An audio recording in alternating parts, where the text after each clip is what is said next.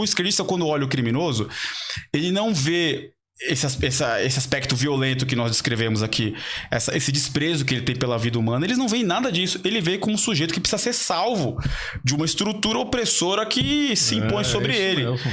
Portanto, é uma inversão absoluta, completa de valores. Então, a gente vai ver nas histórias, vai lembrando as histórias e vê como eles descrevem o criminoso. É absurdo, absurdo. E também nós vimos no Brasil, já faz tempo, uma cultura de cinema e de programas de televisão romantizando o bandido, né? Que é muito parecido, só que essa romantização não era feita pelas facções criminosas, era feita por cineastas. Exato. Por quê? Porque como nós falamos, né? O crime não se organizou no Brasil, ele foi organizado por um determinado lado político. Esse lado político tinha uma elite cultural. Essa elite cultural fomentou através do literatura, filmes, teledramaturgia, a imagem de que o bandido é justo ali e as forças policiais são ruins. Eu sempre faço um exercício, eu pergunto, como que é retratado o policial em novela? Nos últimos 30, 40 anos? É sempre o malvado, o abusador, caricato, durão. E colocam um ator normalmente que é um ator que não é o galã. Coloca um ator ali, o mais feinho, mais, na nossa gíria, né? O mais jeguinho ali pra interpretar o policial. Enquanto que, pra ser os criminosos não tem a ética deles, tem a justiça deles, coloca o galã pra ser interpretar. O benfeitor, exatamente. E mais uma vez, né? Tudo isso aí é técnica, né? Trabalhado. Novamente, o Friedrich von der Heydt, ele fala no livro dele, ó. A propaganda revolucionária vai fomentar a criminalidade. Então isso é técnica, não é algo, não, isso aí só acontece no Brasil, não. Isso é técnica de guerra revolucionária, guerra irregular. Quando você pega no cinema, por exemplo, um clássico do cinema durante o regime militar é o filme Lúcio Flávio, Passageiro da Agonia. Isso é um clássico. E aí, o Lúcio Flávio é um personagem real, ele existiu. Reginaldo Faria, né? Reginaldo Faria que interpreta ele. Se eu não me engano, o diretor foi o Hector Babenco, se eu não estiver enganado. O Lúcio Flávio foi um sujeito real, ele existiu, de fato. E era considerado um criminoso violento, com ações violentíssimas de roubo a banco no Rio de Janeiro. Ele aterrorizou o Rio de Janeiro na década de 60 e 70. Pois bem, aí quando você vai assistir o filme, o que você vê do Lúcio Flávio? Você percebe o Lúcio Flávio um bandido honrado, que mantém um código de honra firme, ele é quase um samurai, assim, junto com o bando dele. Ele é um cara que não delata os criminosos, comparsas. Ele sofre tortura de agentes do Estado, corruptos, opressores, violentos. E assim, em nenhum momento, você assiste o filme de cabo a rabo, em nenhum momento você percebe um sentimento ruim em relação ao protagonista, o Lúcio Flávio. E é até curioso, eu fui ler, por conta das pesquisas que eu tenho feito no livro que eu estou tentando escrever, qual que foi a posição dos críticos na época. E em uma das entrevistas, o Hector Babenco é perguntado sobre se porque a gente ainda está na década de 70, então o senso de realidade das pessoas ainda estava um pouquinho mais organizado, né, do que a gente experimenta hoje. Então os críticos perguntaram, não há a forma como você descreveu a trajetória do Lúcio Flávio não tem um risco de romantizar o banditismo? Aí ele usou aqueles jargões sofisticados de uma elite cultural, né, herméticos. Não, eu só estou retratando um aspecto do personagem, eu não tenho a obrigatoriedade de retratar o Lúcio Flávio, de entrar nas questões subjetivas, se ele era violento ou não, é só minha visão aqui do fato. Enfim, ele usou uma evasiva Foucaultiana qualquer lá. E aí, mas assim, a gente vê que já é de longa data isso aí. Vai começar lá em Capitães de Areia. Uma série de produtos culturais que transformam a consciência nacional no sentido de legitimar simbolicamente o crime. Então, veja, a partir do momento que eu legitimei simbolicamente, eu construí vários arquétipos na cabeça das pessoas sobre o que é o bandido e o que é a força de segurança, o que é a lei e a ordem. Quando eu confundir tudo isso aí, fica muito mais fácil eu avançar com um direito que promova, facilite a vida do criminoso, eu enfraquecer o sistema de justiça criminal, porque as pessoas já se confundiram com relação ao que é certo e o que é errado. E se antes era uma elite cultural fazendo isso, Hoje o crime já tem dinheiro e ele mesmo já consegue promover esse tipo de discurso, né? Como eu falei, através de filmes. Eu falei aqui só aquilo que já está provado pelo Ministério Público, já foi alvo de investigação, condenação.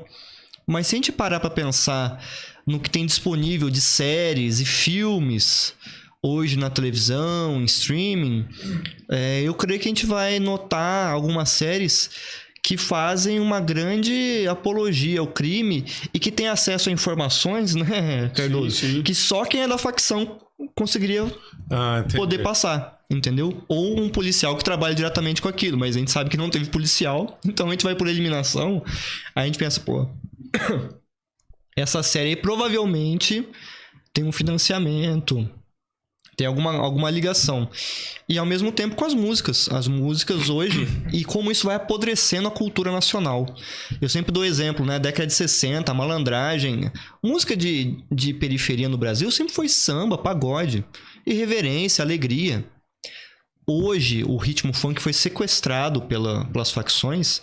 E o que se fala é objetificação da mulher, ostentação como objetivo de vida e poder da facção.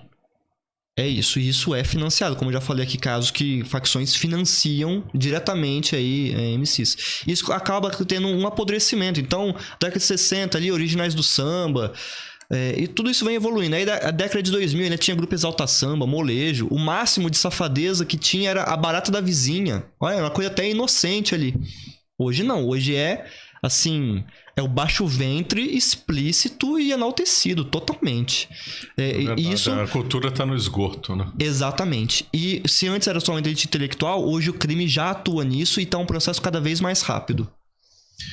O panorama é realmente tenebroso, mas os senhores veem solução e eu já emendo com o caso Bukele, do Salvador. Eu acho... A minha visão... Eu sou um pouco cético com relação ao futuro, porque o que eu vejo eles conseguiram trabalhar na cultura tudo isso que a gente tem discutido, que a gente está falando aqui. Eles conseguiram transformar a cultura e se apropriar, né, de todos os aspectos culturais. Então, se a gente levar em consideração que a cultura forma o nosso... Uma expressão que é muito comum hoje em dia, né? A formação do imaginário. Você imagina que a cultura forma o imaginário com símbolos, imagens. A cultura nacional foi formada de maneira pró-bandido. Tem uma expressão chamada bandidolatria, que é de dois desembargadores do Tribunal de Justiça. Dois desembargadores do Tribunal de Justiça escreveram um livro chamado Crime e Castigo. E aí depois 2 promotores usaram essa expressão bandidolatria. E aí 2 promotores escreveram um livro, Bandidolatria e Democídio. E eles abordam essa corrupção do ciclo cultural, enfim. E aí o que acontece? Essa corrupção já foi estabelecida. Hoje a gente pega um sujeito que entra no ensino médio, que chega no ensino universitário no primeiro ano, ele já tem a consciência dele carcomida por símbolos que enaltecem o crime, demonizam a ordem. E eu não falo nem por... Quando a gente fala polícia, fala, poxa, você então quer que a cultura só enalteça a polícia? Não, tô falando a ordem. Então, a cultura... promove a desordem, ela destrói qualquer símbolo associado à ordem. Professor sofre as consequências disso. Hoje o professor ele sofre a consequência disso, assim como o policial, pai, mãe, ele sofre a consequência desse ataque cultural contra a ordem. Portanto, esse cenário já está estabelecido. O trabalho do senhor e de vários outros hoje é de alguma medida resgatar isso aí para as pessoas se voltarem para, olha, não, tem aqui o caminho certo, a verdade. Então, dito isso, com a cultura já carcomida, corrompida, a gente vai olhar para o produto disso, a consequência disso. Qual que é a consequência? O direito é uma consequência da cultura, por exemplo. As leis, a atividade política, a elaboração de políticas públicas, elas não produzem cultura, elas são consequência disso. Exato. Então, quando você vai pegar o direito hoje, por exemplo, a gente vamos trabalhar o recrudescimento da aplicação da lei penal, como é feito lá com o Bukele. Quando a gente olha para o Brasil, a gente está seguindo exatamente o caminho oposto. Você pega, eu costumo dar o exemplo da Lei de Crimes Hediondos. Quando a Lei de Crimes Hediondos foi aprovada em 1990, ela trazia 2 elementos fundamentais e inovadores para a aplicação da lei. Ela obrigava os crimes considerados hediondos a serem cumpridos em regime inicial fechado e sem progressão de pena. Então, o legislador, de maneira democrática, para usar uma expressão da moda, ele votou uma lei, um processo legislativo que culminou na aprovação da lei de crimes hediondos, que trazia um reflexo da população que estava assustada com o sequestro do Abílio Diniz, o Washington Oliveto e tudo mais.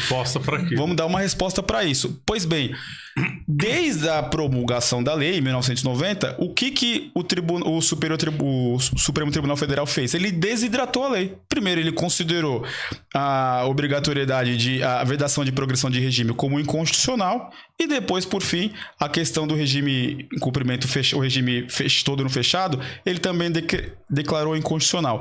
Portanto, veja, como é que ele faz isso? Foi uma mera escolha política? Não. Pode ter sido, mas veja, ela é um produto de uma corrupção cultural, de uma corrupção ideológica. A gente vai chegar no garantismo penal, do Ferrajoli, do Zaffaroni. Então, todo esse ciclo cultural e intelectual está produzindo hoje o resultado não só na educação, mas também na segurança pública. Portanto, eu não vejo assim... O Bukele conseguiu fazer o que ele tem feito lá, porque talvez talvez não, com certeza as circunstâncias sejam diferentes, a constituição da sociedade lá em El Salvador seja diferente. Hoje eu vejo que o Brasil, ele passa, qualquer solução, qualquer alternativa invariavelmente passa por um resgate cultural, invariavelmente passa por uma volta a uma cultura que direcione a verdade, ao bem, ao belo, né? Usar o que o Roger Scruton costuma falar, para que a gente consiga produzir novas ideias. Hoje, as nossas ideias, o ambiente intelectual, tem um escritor francês chamado Jean Seville, ele usa a expressão terrorismo intelectual. É o que os intelectuais fazem, eles promovem um verdadeiro terrorismo intelectual. E esse terrorismo, ele se desdobra na cultura e nas ideias propriamente ditas. Então, um sujeito chegar no Largo de São Francisco da USP hoje e ele sobreviver a Foucault, Ferrajoli, Zaffaroni, por exemplo, ele tem que ser quase que um mártir da igreja, porque ele tem que ter uma força moral muito grande para não sucumbir intelectualmente a essas modas intelectuais. Então, é um assédio mesmo físico, moral. Portanto, sem esse resgate, a gente não vai conseguir trazer ideias, né? Às vezes não é produzir ideias do nada, né? Para aplicar numa política de segurança mais dura. Então eu sou meio cético com relação a tudo isso aí. Olha, eu concordo com tudo que ele falou, mas eu sou extremamente otimista.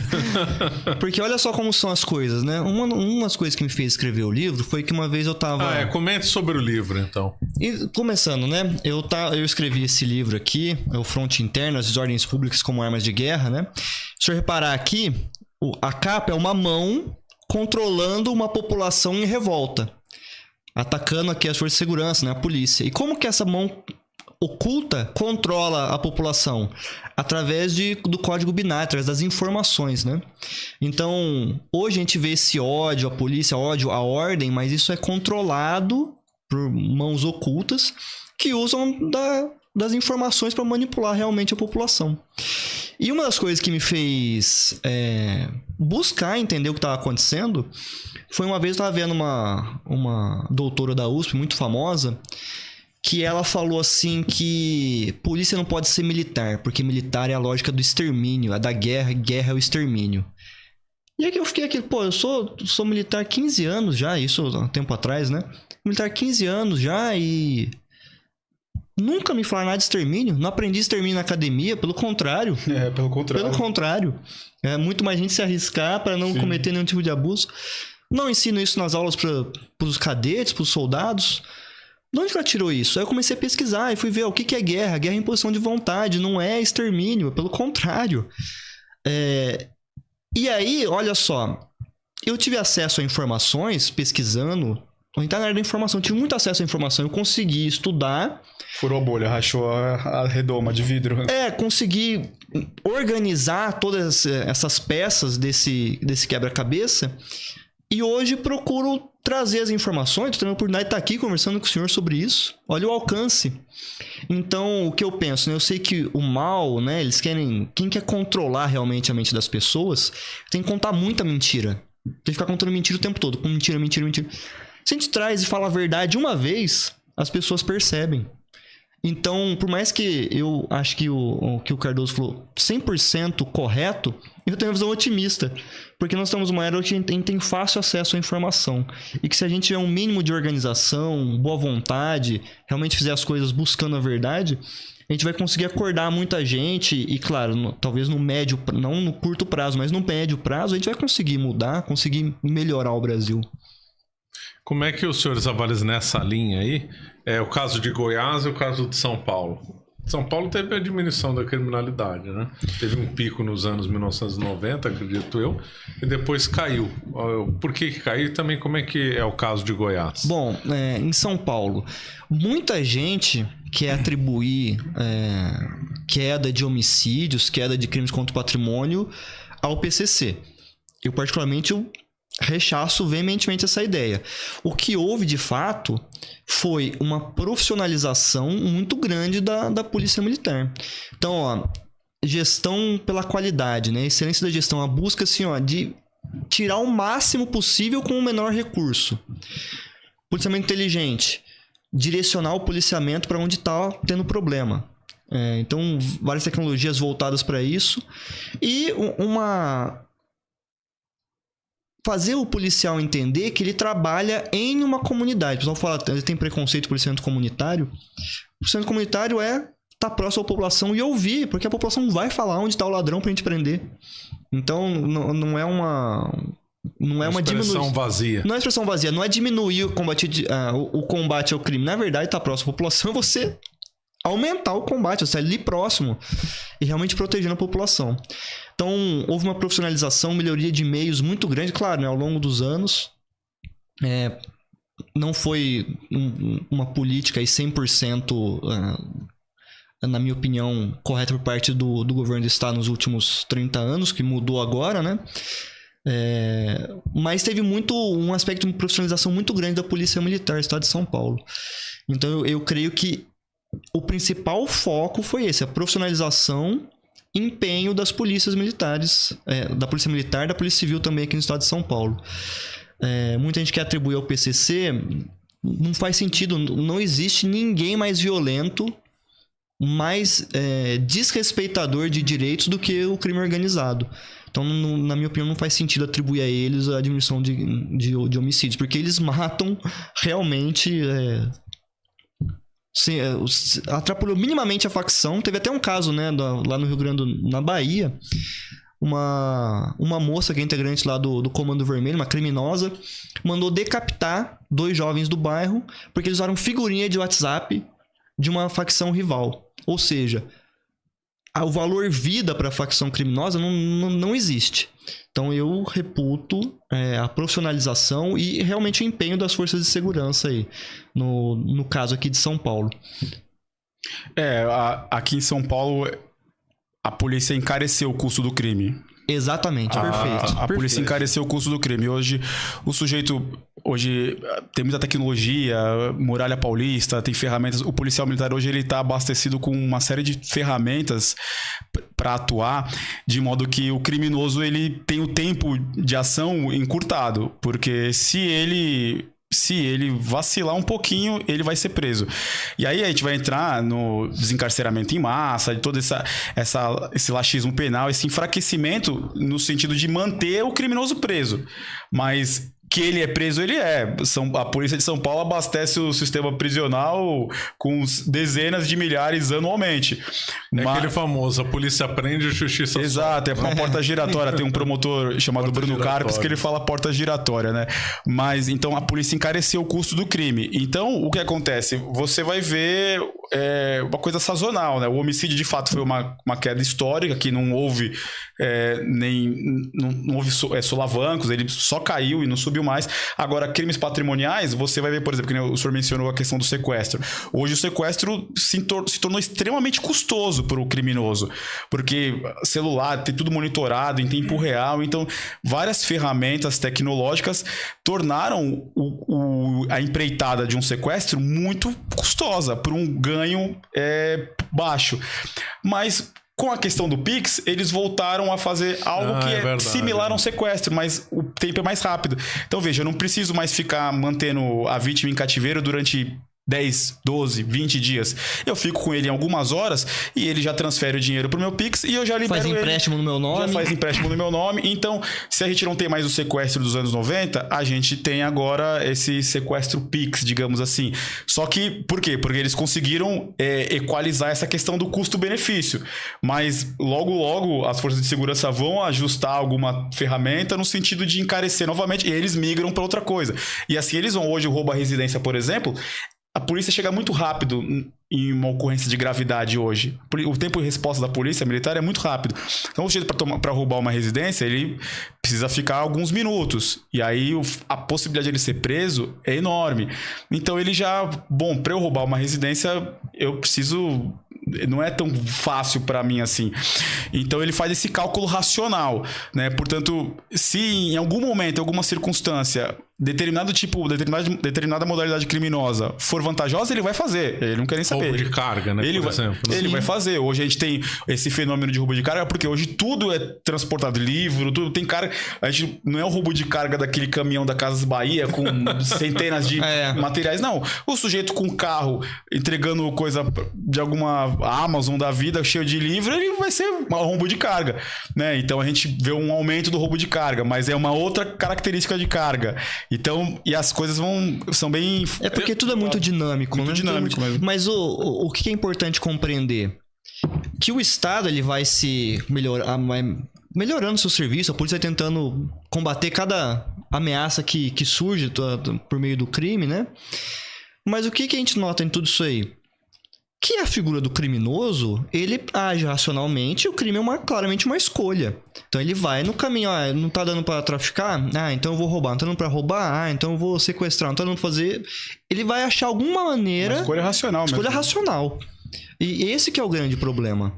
E é isso que... Mas não existe aquele criminoso de oportunidade que vê que deu uma bobeira, ele vai lá e pega? Mas ainda assim é uma escolha, né? Ele pensa, ele olha, o sujeito deu uma bobeira, vacilou, eu vou roubar ali, vou furtar, vou fazer alguma coisa. Esse é o tipo de crime mais difícil de combater? Esses de furto, de motoboy? Sim. Furto é difícil, até porque você... Mas é muito raro. Assim, é muito raro. O indivíduo que é ladrão, a gente, como eu falei aqui, né, a gente conhece já. Sim. Porque faz da vida dele. Ele faz da vida dele. É muito engraçado, ele faz da vida dele. Você não vai, é difícil... Um cara indo trabalhar, eu sou trabalhador, eu trabalho motorista de ônibus. Aí eu olhei um celular, uma moça desatenta no ponto de ônibus, não vou roubar o celular dela. Você não vê isso aí. O sujeito que sai... Você vai ver o cara acorda de manhã e ele sai detidamente obstinado pra roubar. Ele é obstinado pra roubar. Ele fala, hoje eu vou roubar, hoje eu vou pra praia de bicicleta. Ele fica indo e voltando pra roubar.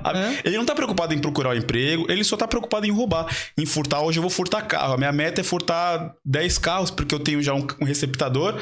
E aí ele paga tanto por veículo. Então hoje eu vou ficar rodando aqui no centro de São Paulo procurando o Gol, procurando o Uno, pra eu furtar. Isso é uma coisa que a gente, como policial, a gente tem contato com o ladrão, a gente conversa com o ladrão. Então a gente consegue perceber.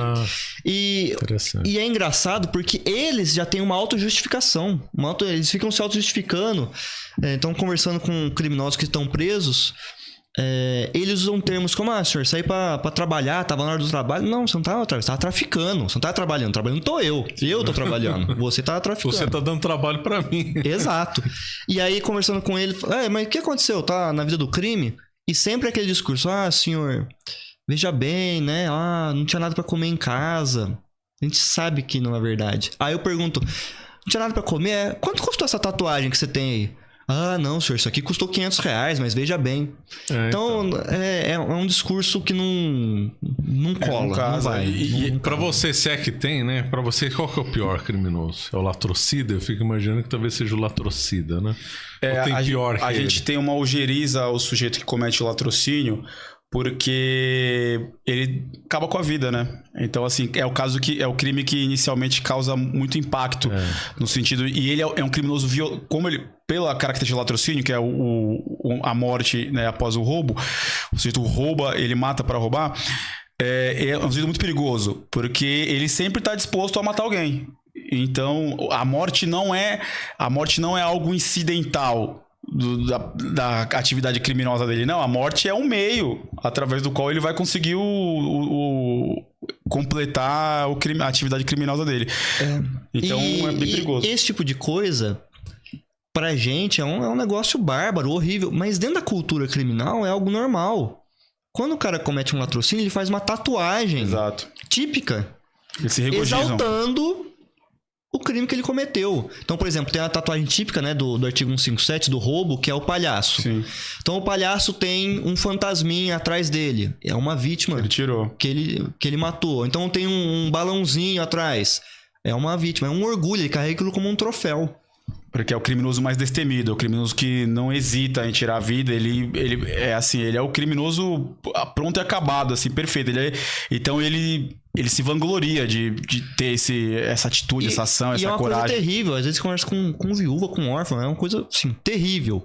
Mas ele chega no meio dele, ele é tido como um dos melhores ali. Ele é valorizado naquele meio. Então por isso que é tão perigosa a cultura criminal, né? Realmente o apodrecimento da cultura nacional. Então é Os curioso. senhores já ficaram na rua? Já tiveram troca de tiro? Correram risco de vida? Já. Tem algum episódio que os senhores gostariam de comentar? Conta aí, Antunes, algum aí que você... Olha, uma vez eu fui vítima de tentativa de homicídio. Um indivíduo tava numa área periférica. Eu era aspirante ainda. Um indivíduo saiu da viela e efetuou vários disparos contra a viatura. Só que ele se abrigou no meio... Ele saiu de uma viela onde tinham várias crianças brincando. Então, olha a mente do criminoso. E eu, ainda sob disparo, né? Me abriguei e fui revidar. Mas a uma distância de 70, 100 metros, você vai abrir fogo numa direção ali que tem criança brincando. Então veja como a mente do criminoso já é... Uma mente covarde. Uma mente covarde. Realmente usa escudos humanos, ainda que sejam crianças pequenas. Eu acho que essa é a que mais... Eu não pude revidar. Tive que me abrigar, esperar acabar a munição dele. E depois ele foi preso várias vezes, hoje tá preso. Vai passar muitos anos na cadeia. Mas... essa é a mente do criminoso. Não ter limites aí pra... Não ter valor nenhum pra vida humana. Eu participei de uma ocorrência em São Vicente que a gente estava com uma informação atrás de um indivíduo que tinha participado na morte de um policial militar. Lá na Baixada Santista é a região do estado onde mais se mata policial militar, tanto de folga como de serviço. Então lá são vários os casos, policiais mortos. Atento, exato. E aí esse policial havia sido sequestrado por criminosos. Ele morava numa região de favela, numa periferia. Ele foi sequestrado, identificado como policial, foi sequestrado. E aí o corpo dele ficou desaparecido durante alguns dias. E aí foi encontrado enterrado em cova rasa, todo desfigurado. Foi encontrado em Cubatão. Que horror. E aí isso foi em 2021. E aí a gente diligenciou para buscar informações sobre os autores. Aí chegou uma informação de um sujeito que estava envolvido, porque ele foi levado de barco, porque lá na Baixada Santista são vários braços de rios, de mangue, então ele foi levado de barco até Cubatão, onde ele foi enterrado lá.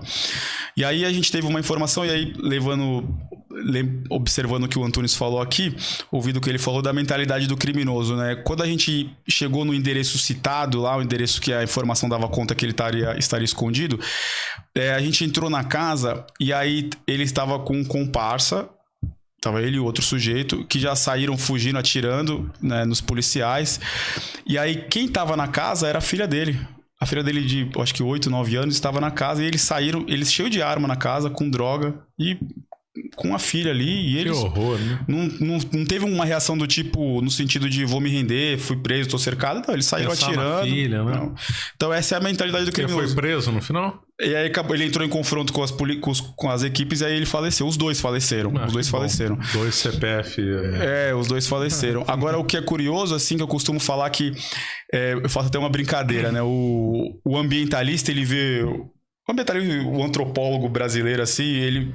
cheio de marxismo na cabeça, ele vê o índio como se fosse o avatar desse filme aí do Steven Spielberg, né? Uma figura mítica que ele vê o índio dessa maneira, né? Que bondosa. Bondosa, que tem em harmonia com a natureza, né?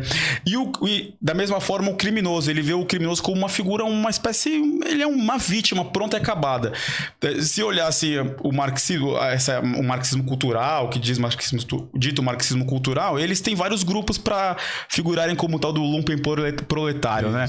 Então são vários grupos, minorias oprimidas, né, pela moral burguesa. Só que o criminoso é o principal deles, no meu modo de chegar. Porque o criminoso pode ser qualquer um deles. O criminoso o que é o criminoso? É o cara que transgride uma norma. Né, por excelência, ele transgride tem uma norma e ele é o transgressor dessa norma.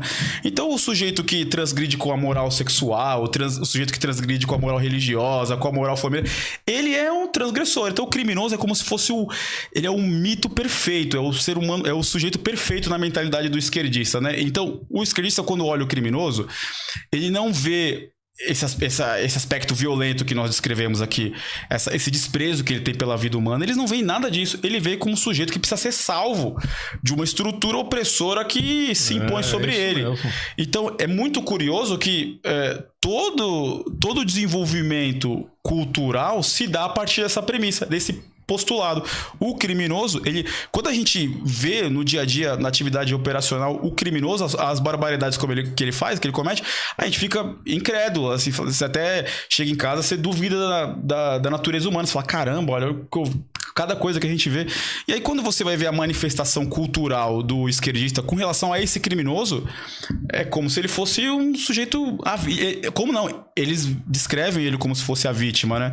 Portanto, é uma inversão absoluta, completa de valores. Então, a gente vai vendo as histórias, vai lembrando as histórias e vê como eles descrevem o criminoso. É absurdo, absurdo. E uma coisa que pelo menos me incentivou a pesquisar, a estudar, é como realmente o criminoso é mostrado na teledramaturgia, na literatura, e o meu contato direto com os criminosos. Falei, não tem nada a ver, não é nada, absolutamente nada que ia mostrar na televisão. É o contrário.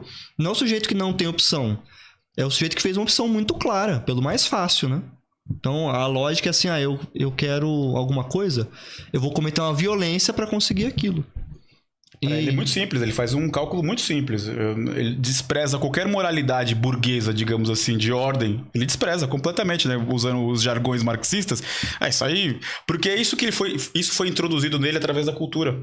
A música, a gente não consegue... Se a gente fizer assim, uma análise rápida, a gente não consegue extrair um filme, uma música recente que enalteça algum aspecto de ordem, um filme brasileiro que enalteça um sujeito que cometeu um ato de bravura, um professor, qualquer profissional. E eu não estou falando proselitismo, não. É qualquer coisa que... Enquanto nós estamos falando aqui, quantos professores estão se desdobrando para superar as circunstâncias totalmente desfavoráveis para conseguir exercer a atividade deles. Enfermeiros. Dar aula, enfermeiros, uma médicos, série de profissionais. E aí, qual o elemento que a gente vê? Qual o filme? Qual novela? Qual música? Nenhum. Absolutamente nada, zero. Agora, quando a gente vai do bandido... Aí tem um monte. Pô, Meu Nome Não É Johnny... A cena do julgamento dele é muito curiosa, né? Quando o filme Meu Nome Não É Johnny foi lançado, o Johnny Estrela, que dá nome ao filme, o personagem que é retratado no filme, ele foi ouvido na mídia, deram entrevista, como se a história dele fosse uma história de superação.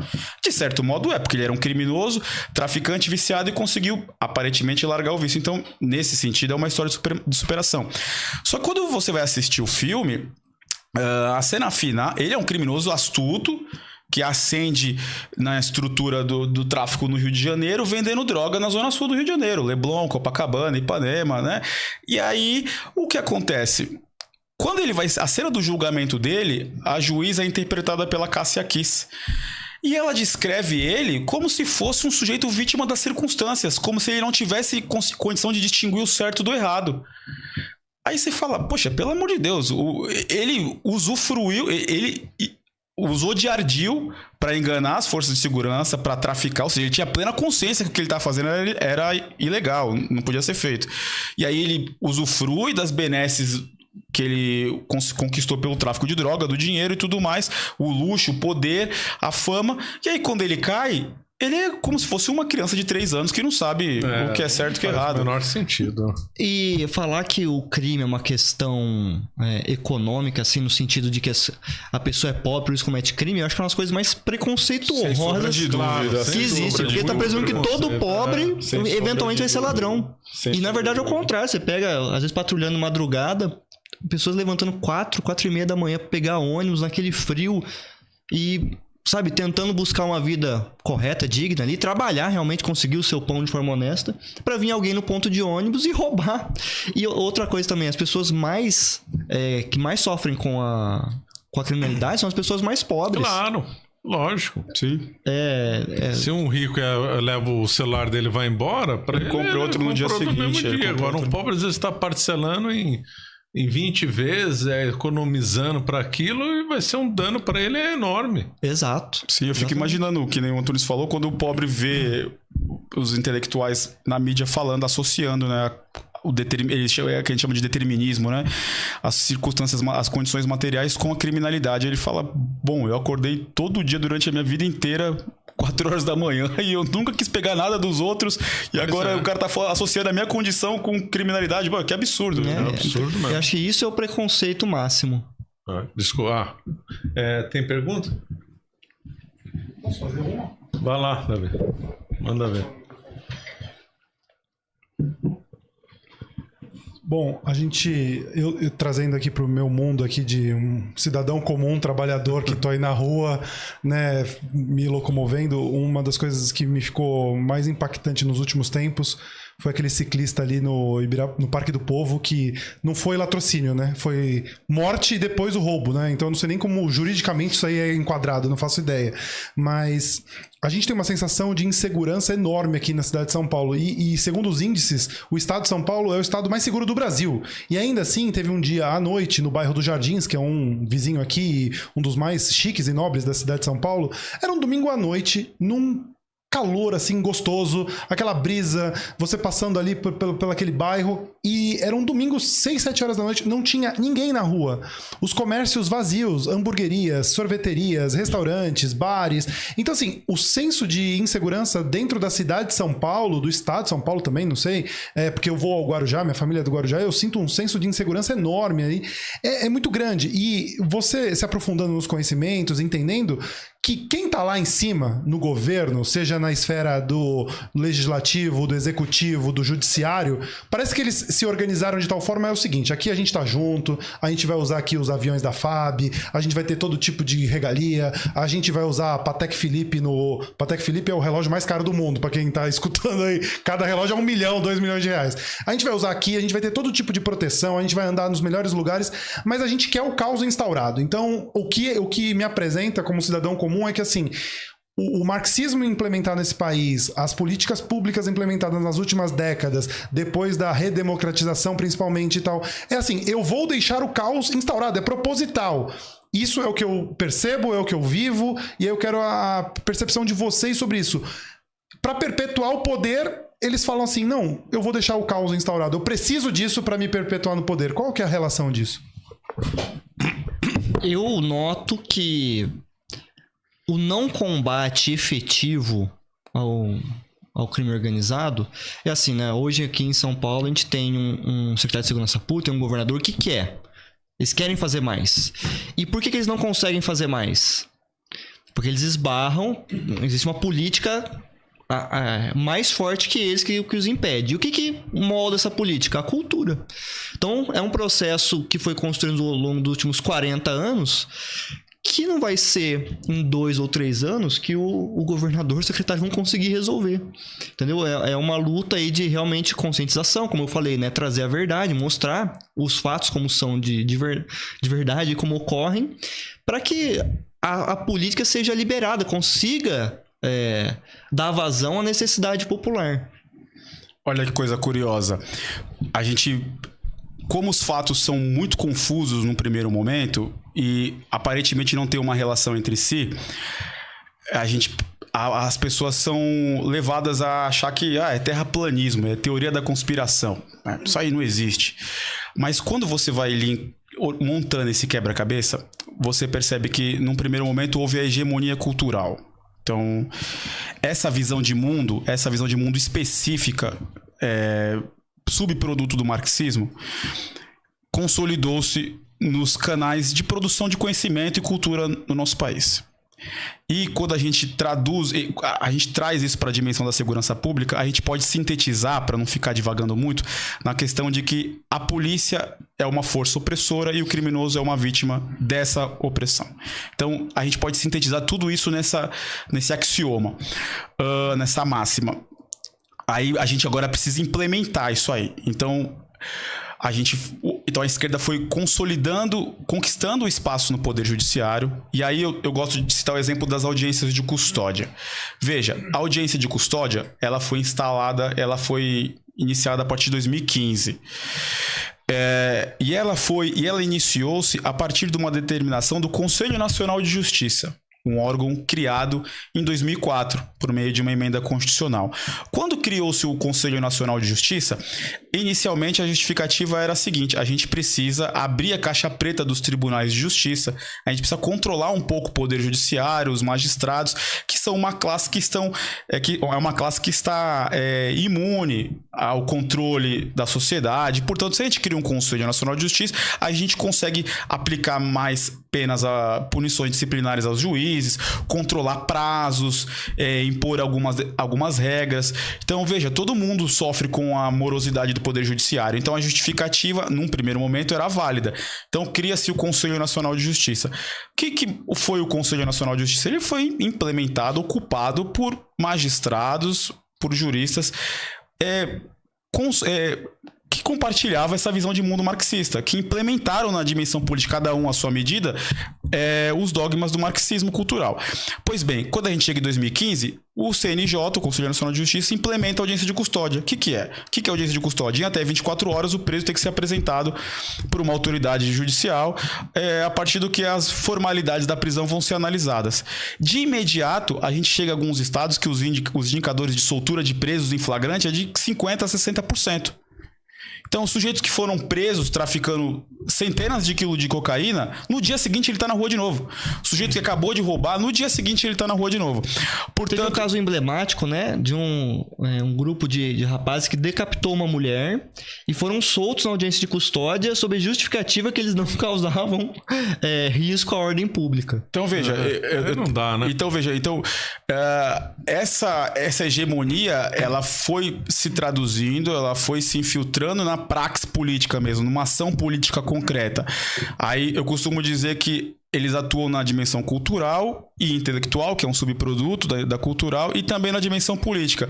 Você vai ver, a gente traz para a DPF 635, a ação constitucional no Supremo, que foi decidida recentemente.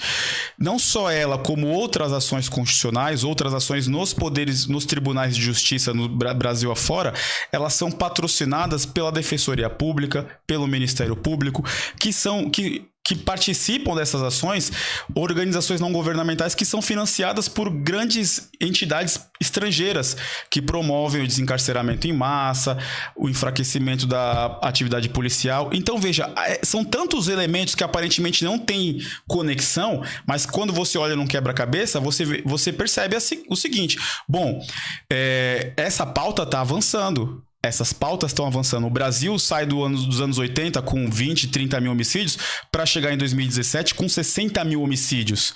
Bom, então à medida em que a esquerda consolidou-se no aparato estatal, na burocracia estatal, consolidou-se nas universidades, consolidou-se na mídia tradicional, a violência explodiu, as facções criminosas se organizaram, o Brasil se tornou o país das facções. Eu costumo brincar que o cara que mora no Rio de Janeiro, ele tem um time de futebol, uma escola de samba e uma facção criminosa da qual ele torce. Eu sou do Comando Vermelho, eu sou do terceiro comando. Então veja, à medida em que consolidou-se esse projeto de poder, né, que a gente pode retornar a Antônio Gramsci, a questão de hegemonia, guerra de posição, a violência explodiu no Brasil. Então tem sim, sem sombra de dúvida, um plano detido de fomento de desordem, porque assim, veja, o Brasil é um país gigantesco, continental, seria uma potência gigantesca, então é muito interessante que os países... eu queria falar disso. É muito interessante para países, para Estados Unidos, países europeus, que o Brasil continue sendo esse caos que é, essa desordem que é muito interessante para eles. E isso não é da nossa cabeça, porque o Cardoso está falando, parece que os dois inventaram isso. Naquela teoria que eu falei do artigo artigo do Frank G. Hoffman, Teoria da Guerra Híbrida, fala que a guerra no século XXI ela é híbrida, ou seja, não é só mais no campo físico. Ao mesmo tempo que eu estou dando tiro, eu estou controlando a sua consciência, estou controlando a sua cognição. Então, ao mesmo tempo que Hamas ataca Israel, há financiamento das universidades americanas para fazer uma propaganda contra Israel. Então, isso é uma guerra híbrida, né? Então, a DPF 635, ela foi impetrada no STF pelo Partido Socialista Brasileiro, mas ela foi construída por 11 ONGs, 11 organizações não governamentais. Eu falo isso no livro. Eu fui pesquisar ONG por ONG. Somente 5 apresentam de onde vem seu financiamento. Dessas 5, 4 recebem financiamento do exterior. Então, Ford Foundation, Open Society Foundation. E chama atenção Embaixada dos Países Baixos, Embaixada da República Federativa da Alemanha. Olha, interessante, hein? Será que isso tem alguma coisa a ver com a teoria do Frank Hoffman? Que fala que na guerra, né, na guerra do século XXI, você vai fomentar a criminalidade no seu país inimigo? Será que, por exemplo, né, os Países Baixos são concorrentes nossos no agro? A Alemanha? Será que é o interesse internacional em manter o país em desordem? Porque qual que é o princípio? A desordem interna. O país que está em desordem interna nunca vai ser forte externamente, nunca vai conseguir. Vai ser fácil controlá-lo. Ainda que ele seja maior economicamente, seja maior até mesmo militarmente, ele está em desordem interna. Ele é um... E depois você também pode criar dificuldade para vender facilidade. Também. Exatamente. Exato. Além de fortalecer o Estado contra os dissidentes políticos. Também. Então o senhor veja como que a situação é complexa. Porque a gente falou da elite cultural fomentando o crime. O crime conseguindo fomentar cultura aqui dentro. E existem atores internacionais. Será que realmente as elites europeias estão preocupadas com eventuais abusos da Polícia Militar do Rio de Janeiro? Claro que não, né? Isso é uma desculpa para realmente... outro interesse, sem dúvida nenhuma. Tá. Não?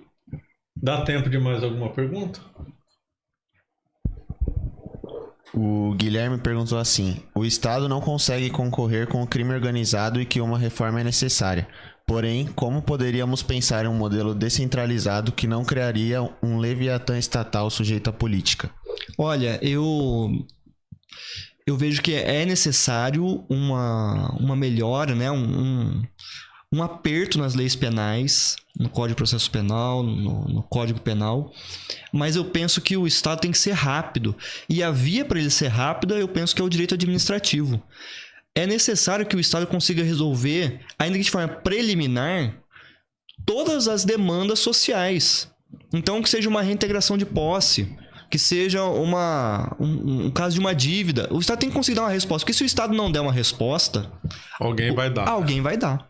Então eu penso que para não se tornar esse monstro, imagino que o direito administrativo seja uma via positiva aí a ser tomada. Dá mais tempo de alguma? O Wesley Gabriel: um Bukele poderia surgir no Brasil se os estados do Brasil fossem mais independentes como nos Estados Unidos? Então, com base nisso, qual a melhor alternativa para o cenário atual? Bom, eu acho que no estado de São Paulo a gente teve uma mudança cultural absurda, muito embora o pouco tempo, né, com a chegada do novo governo, o novo secretário de segurança, né, desde 2003 a gente realmente teve uma mudança substancial na cultura, né? Na cultura de combate e enfrentamento ao crime organizado. Porque a gente pega, por exemplo, durante os governos anteriores, a gente sequer ouvia falar de PCC. A expressão que as autoridades falavam as autoridades políticas falavam uma facção que atua dentro dos presídios. Então, eles não davam nem nome aos bois. Lá no litoral, as autoridades não assumiam o controle territorial exercido pelo PCC. E hoje a gente vê isso muito claro. O secretário de Segurança Pública, no discurso político dele, ele fala tranquilamente, seguramente, do domínio territorial que o PCC tem e que a polícia tem que desenvolver ferramentas, tem que atuar no sentido de resgatar esse território. É uma questão de resgatar mesmo, retomar esses territórios para não impedir o avanço e impedir que não se torne o Rio de Janeiro. Então, veja, a gente tem, na ciência política, o Paulo Bonavides questionava se o Brasil era um Estado unitário descentralizado ou um Estado federal centralizado, né? Então, a nossa tradição monárquica e que a república se acentuou, é um centralismo. Portanto, é muito difícil você pegar assim, uma alternativa que ao mesmo tempo sirva para o Rio de Janeiro, sirva para o Rio Grande do Sul e sirva para o Acre. Mas eu vejo com bons olhos a atuação em São Paulo no período que a gente está vivendo, no sentido de pessoas que de fato já entendem o problema, não são... Durante muito tempo nós tivemos secretários de segurança pública que eram oriundos de outros órgãos que não tem nada a ver com a atividade policial. Não tem nada a ver, notadamente não tem relação nenhuma. E aí a gente via mais do mesmo, esse discurso, essa política pública que reverberava os cânones do marxismo cultural. E hoje a gente vê um discurso diametralmente oposto. Tanto é verdade que até eu escrevi um artigo que eu não publiquei em lugar nenhum, com a presença do secretário no programa Roda Viva. Logo quando ele foi nomeado, ele foi no Roda Viva.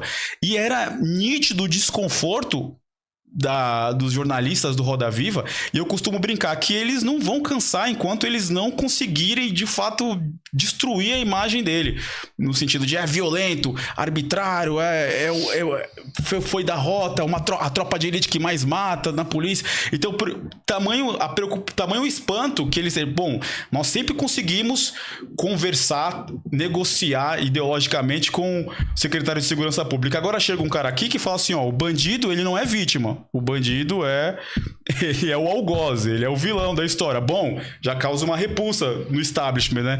Então eu acho que o caminho, se a gente pudesse traçar alguma coisa, seria de profissionais nos postos chaves, profissionais que tivessem uma cultura que entendesse as coisas, colocasse as coisas na devida prateleira, né? Nas devidas prateleiras. A polícia como uma força fundamental, sem a qual a sociedade não sobrevive, e o criminoso como vilão que deve ser combatido.